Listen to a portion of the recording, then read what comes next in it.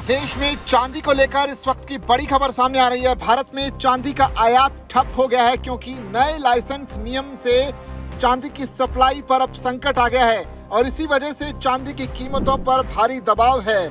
ऐसे में माना यही जा रहा है कि चांदी की कीमतें क्या आने वाले समय में बढ़ सकती हैं, क्योंकि अब जो सप्लाई का संकट है वो नई टेंशन को क्रिएट कर रहा है।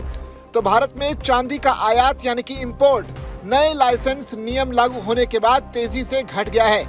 इसकी वजह से बाजार में चांदी की उपलब्धता कम हो गई है और स्थानीय स्तर पर इसकी प्रीमियम कीमत कई महीनों के सबसे ऊंचे स्तर पर पहुंच गई है।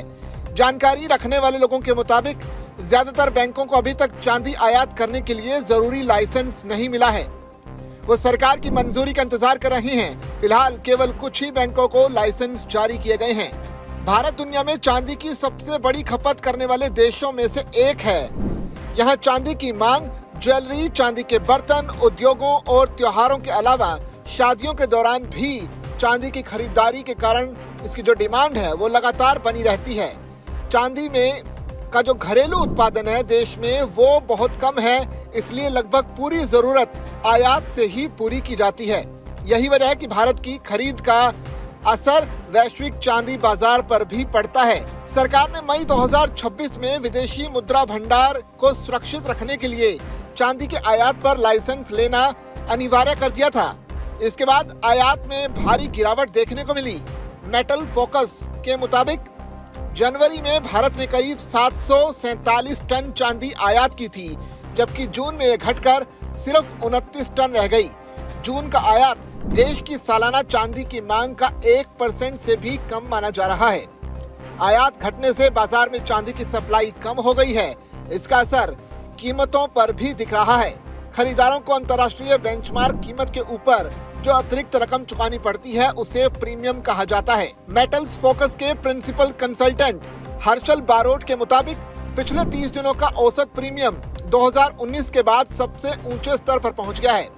कंपनी 2019 से इस डेटा पर लगातार अपनी नजर बनाए हुए है।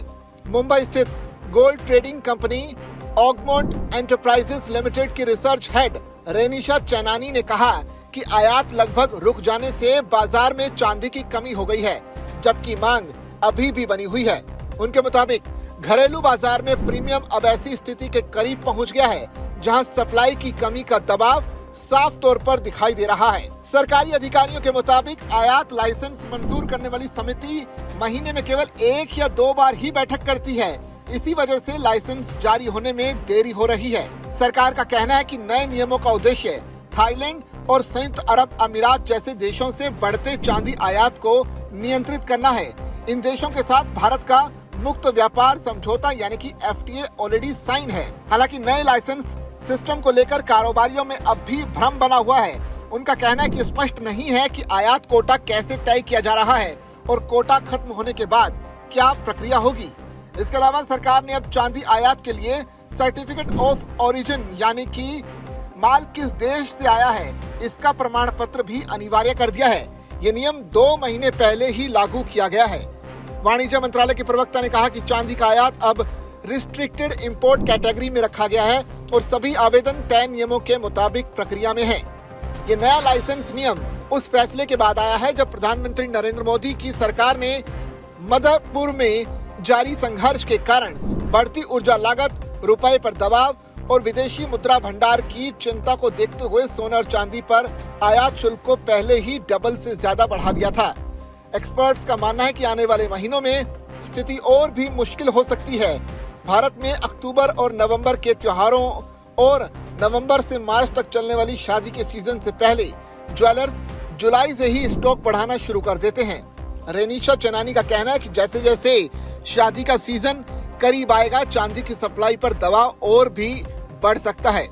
तो ऐसे में चांदी आने वाले समय में महंगी हो सकती है। इस पूरी खबर पर आपकी क्या कुछ राय है, आप कमेंट करके हम तक साझा कीजिए और इसी तरह की खबरों के लिए बने रहिए जागरण बिजनेस के साथ।